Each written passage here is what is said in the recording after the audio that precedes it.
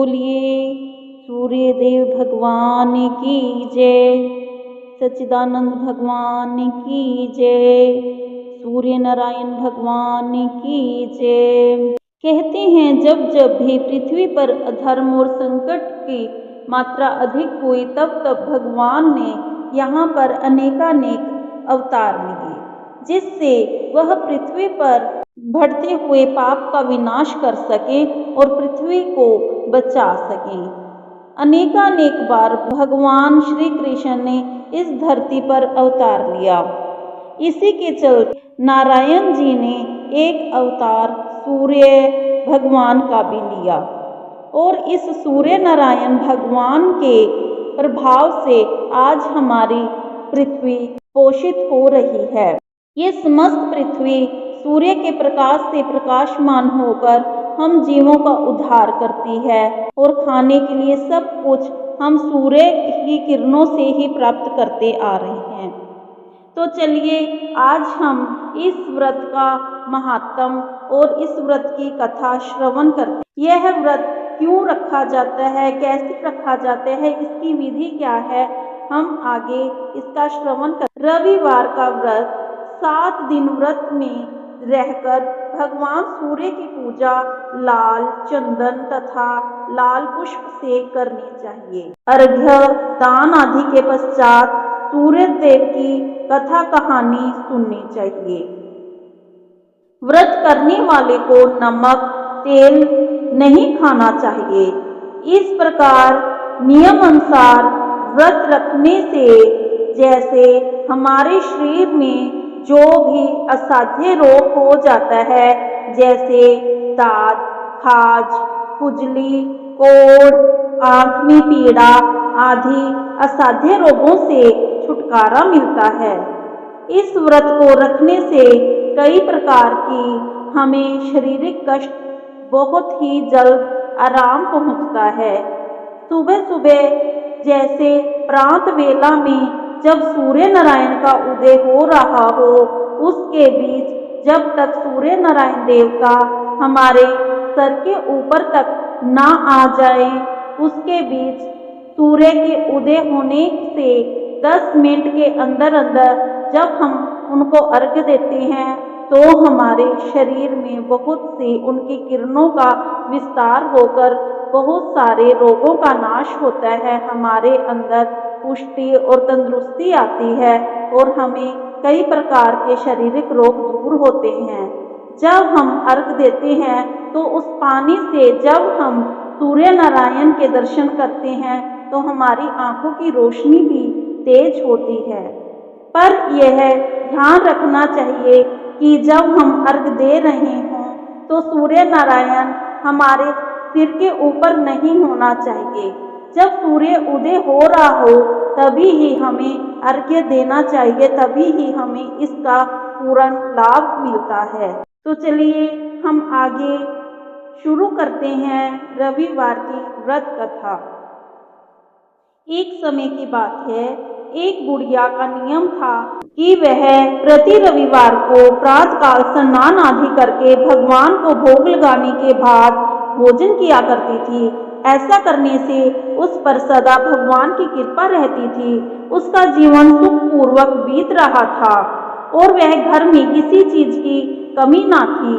उसको सब प्रकार से सुखी देखकर उनकी पड़ोसन उससे जलने लगी। उसने कहा, यह मेरी गौ का गोबर ले जाती है और उससे घर लीपकर भगवत पूजा करती है तथा भगवान को भोग लगाती है, इसलिए उसको अपनी गौ का गोबर ही देना बंद कर दिया। यह सोचकर उसने अपनी गाय को घर के अंदर बांधना शुरू कर दिया, जिससे वह वृद्धा स्त्री रविवार के दिन ना तो वह घर को लीप सकी और ना ही भोजन बनाकर भगवान श्री हरि को भोग लगा सकी। इस प्रकार अनशन व्रत करती हुई वह रात को सो गई और भूखी प्यासी ही सोने के कारण भगवान श्री हरि ने रात को उसको स्वप्न में दर्शन देकर कहा कि आज भोग न लगाने का क्या कारण है। तब बुढ़िया माई ने कहा, हे भगवान, ये गोबर मुझे आज गोबर ना मिला, इस करके सभी हाल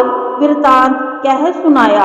तब श्री हरि बोले, हे मैया, आप चिंता मत कीजिए, मैं आपको एक ऐसी गो देता हूँ जो सभी मनोकामनाएं पूर्ण करने वाली है। रविवार को अपने घर को गोबर से लीप कर पवित्र भोजन तैयार करती हो, मेरा भोग लगाती हो, अतः मैं तुम पर अत्यंत प्रसन्न हूँ। मैं इस प्रकार रविवार का व्रत करने वाले को मनोवांछित फल प्रदान करता हूँ। निर्धन को धन और भांज स्त्री को संतान देता हूँ, दुखियों के दुख दूर करता हूँ और अंत समय में मैं मोक्ष का पद प्राप्त करता हूँ। स्वप्न में उस वृद्धा को यह वरदान देकर भगवान श्री हरि अंतर ध्यान हो गए और प्रांत काल जब वह वृद्धा उठी तो उसने क्या देखा कि उसके घर के आंगन में एक बहुत ही सुंदर गाय बंधी हुई है और उसके साथ एक सफेद रंग का एक बछड़ा खड़ा है। वृद्धा ने उस गाय को और उसके बछड़े को अपने घर के मुख्य द्वार के बाहर बांध दिया।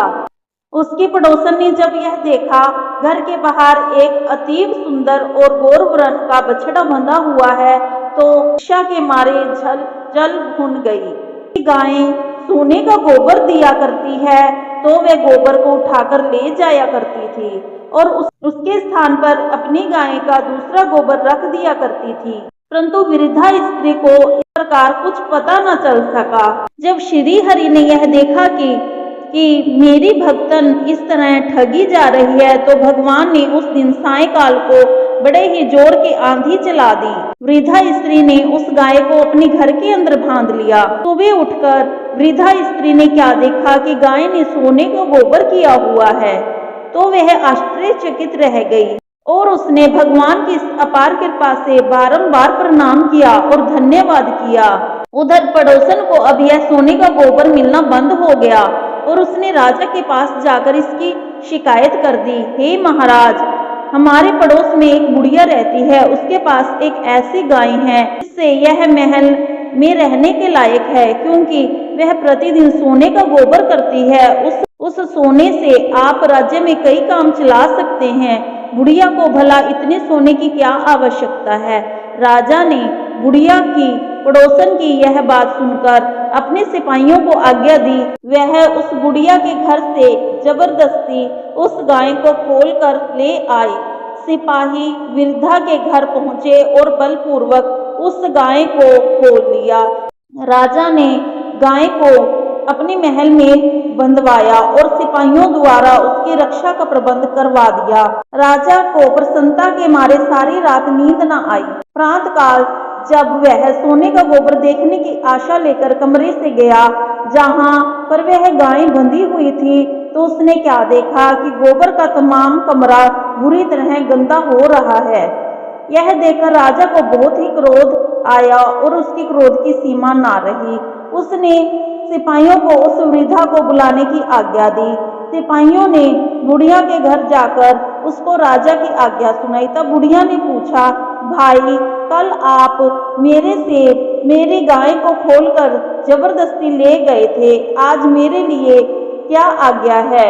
फिर वह बुढ़िया सिपाहियों के साथ जाकर राजा के पहुंची और राजा ने उससे कहा, माता, मैंने सुना था कि तुम्हारी गौ सोने का गोबर देती है, लेकिन अब देखता हूँ कि सब झूठ है।